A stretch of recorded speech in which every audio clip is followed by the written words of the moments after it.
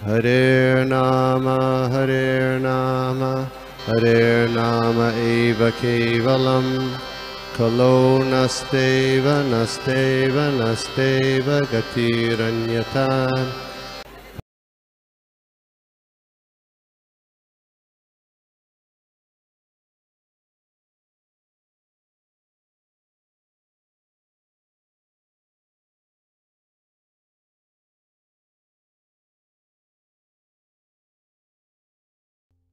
तो हम लोग देख रहे हैं नारद भक्ति सूत्र का सूत्र नंबर 24 और उसमें हमने देखा था कि the false devotion doesn't give pleasure because it doesn't give pleasure to the Lord. So this we have seen. Yesterday we have covered part of the purport. We will continue. I'll just share that screen.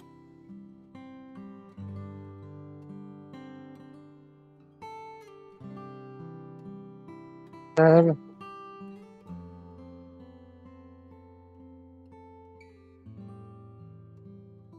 Okay. So here it says, like the gopis, all the pure devotees feel great happiness when serving Krishna. So जैसे गोपियों की तरह जो सारे शुद्ध भक्त हैं उनको भगवान की सेवा करने में बहुत आनंद आता है, यद्यपि उस सेवा में बहुत ज्यादा तपस्या भी हो तो भी उनको आनंद आता है। तो प्रभुपाद जी लिखते हैं,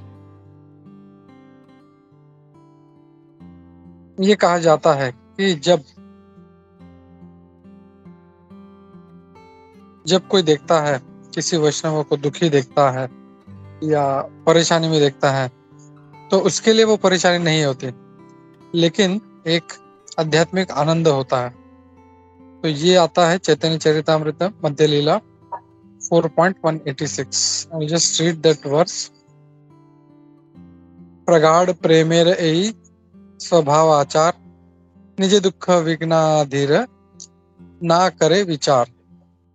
This is the natural result of intense love for Godhead.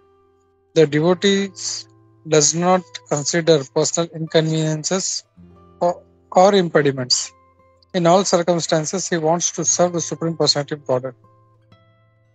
तो जैसे हम लोग कल बोल रहे थे कि अगर भगवान से नहीं किसी से भी अगर प्रेम है तो we can take personal inconveniences or any kind of difficult tasks for that person. So same thing is said over here in Chaitanya Charitamrita.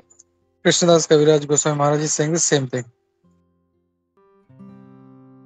आगे कहते हैं, हम लोग पूछ सकते हैं भगवान कृष्ण के पास भक्त लोग ये शुद्ध अहेतु प्रेम लेके क्यों पहुंचते हैं, सिर्फ उनका आनंद क्यों चाहते हैं। So here question comes कि why don't they seek their own pleasure? Why do they seek only the pleasure or to please only the Lord? Why do they do that? So here it is said, ये कहा गया है कि ये प्रश्न समझने के लिए हमें ऐसा प्रेम जो है उसको एक्सपीरियंस करना पड़ेगा। और जैसे हम लोग कल बात कर रहे थे कि इवन मटेरियली अगर प्रेम है, अगर सच्चा प्रेम है तो जो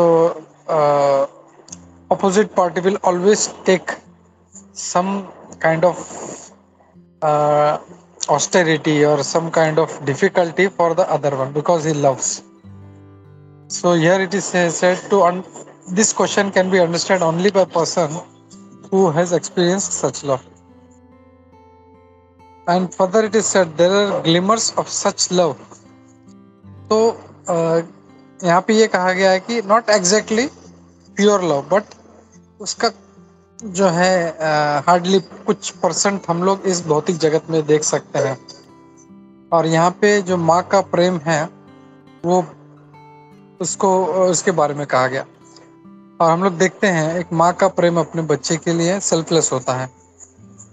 शी डजंट एक्सपेक्ट, वो ये एक्सपेक्ट नहीं करती कि मेरा बच्चा बड़ा होगा तो मेरा ध्यान रखेगा, मुझे पालेगा पोसेगा, बुढ़ापे में मेरा ध्यान रखेगा. No, she just takes care, she just love her son and she does everything. So that is also, you can say, just a glimmer of pure love. It is also not 100% pure love. Even within the animal kingdom, हम प्राणियों में भी देखते हैं कि एक माँ अपने बच्चे के लिए उसको रक्षा करने के लिए कितना रिस्क उठाती है. लेकिन जो सच्चा प्रेम है वो सिर्फ भगवान के संबंध में हम लोग देख सकते हैं. और हम लोग इसको इंटेलेक्चुअल टर्म से हम लोग देख नहीं सकते. जैसे यस, कल वेजी माता जी ने भी हाईलाइट किया था वो sentence, same thing it is said here.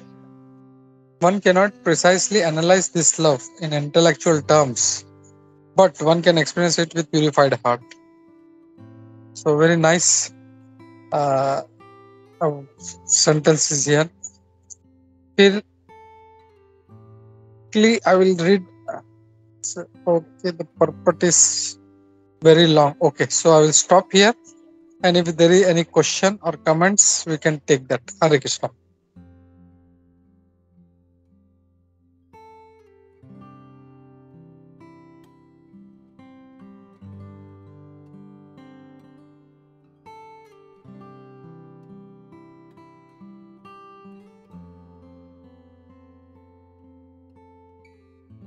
Okay, if no comments, then we will read Srimad Bhagavatam. Sanatan Prabhu, you can read.